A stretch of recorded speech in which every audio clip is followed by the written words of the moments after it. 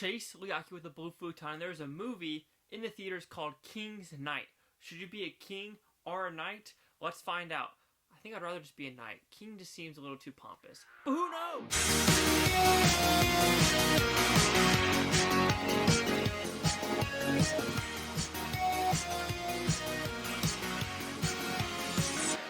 So King's Knight, what's it about? It's a very simple premise, actually. There's a covenant of witches. Quote unquote witches. They really don't have powers. They're just kind of Wiccan, that kind of religion. But the leader of this witch coven, is he really who he thinks he is? Does he need to figure out what his past is and get back to the covenant, or is he shamed forever?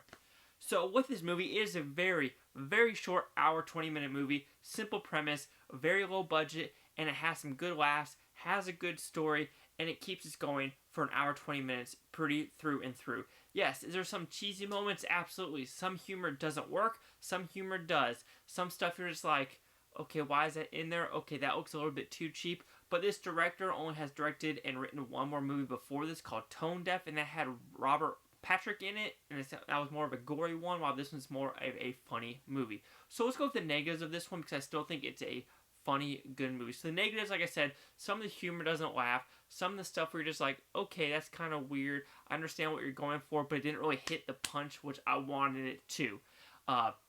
Some of the psychedelic stuff was pretty funny. And in the very end, there's this weird dance and sex scene where it just felt really awkward, and you're just like, I don't know why this is here. It doesn't make sense, but, you know, we'll go with it. You do you, boo. It's all good.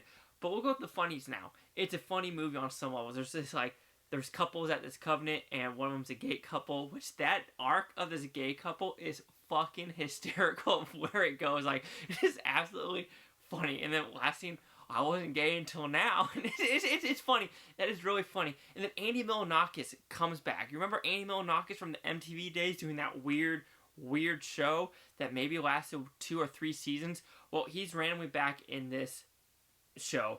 Comes out of nowhere. And there's another couple about a progressive couple. That's another kind of funny storyline. But the whole part of the story is how this main coven, it's in the trailer, was actually a lacrosse player, class president. He really wasn't an outcast, and his mom forced him to do this stuff because his grandmother was more of in this witch kind of tarot card territory, so he wanted to be more like his grandmother, not like his mom. And his mother forced him to wear like Abercrombie clothes, which I never wore Abercrombie because my parents were like, that shit too expensive. You're going to grow out of it in high school, and plus it's high school. Do you really want a dove on your shirt? Which is true. Why not? I got super dry now. Some European, Japanese stuff, you know. It is what it is.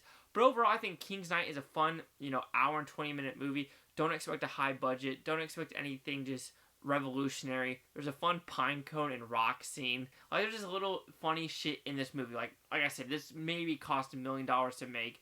I think it's worth the $6.99 renting it on Vudu, or I think you could buy it for $12.99 or $9.99, or wait for it to come to DVD. It's really up to you. But seriously, King's Knight, it is a fun time. Hour and 20 minutes. It is pretty much a harmless show. Like I said, the only really negative I can see is some of the humor just doesn't work. But as a whole story and premise and just how it flushes out, I say give it a try. If you want a good laugh, go for it. So, King's Knight will receive a 4 out of 5 with Futon, which equals that 80%. So, see the correct review scores gave this one. Alright, and it's King Knight. Not King's Knight, it's just King Knight. So, that's my fault.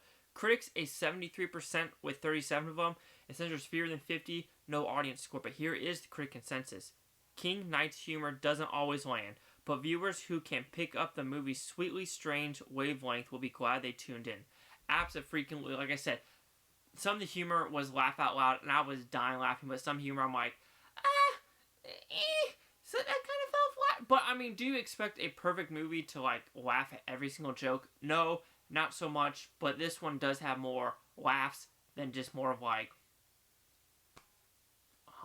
because this one kind of doesn't go in that PC territory, and it does some PC progressive jokes in it as well.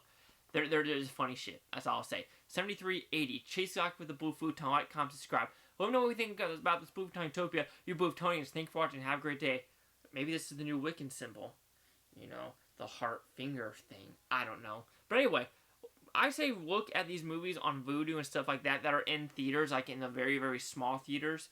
Give them a try, because there really isn't a lot of movies coming out. Like, no shit, the Batman comes out, technically the first. I got tickets for it on Tuesday, but it comes out on Friday, and that's going to take over the box office theaters for so many just screens in general. So don't expect a lot of new movies to come out after the Batman until like the 18th of March. So see these small ones. That's what I'm trying to get at.